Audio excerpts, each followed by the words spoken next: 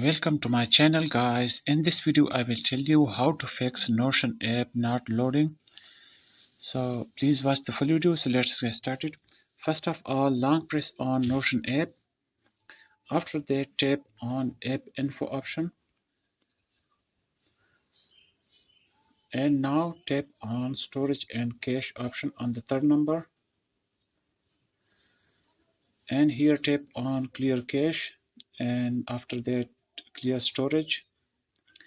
And now OK.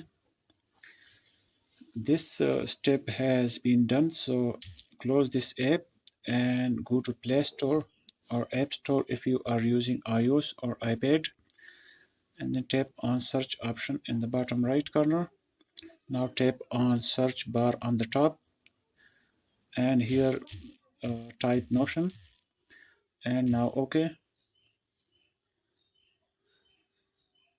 So here simply tap on this update blue button to update this app to the latest version. This will fix the issue. So hope this video will help you. Thanks.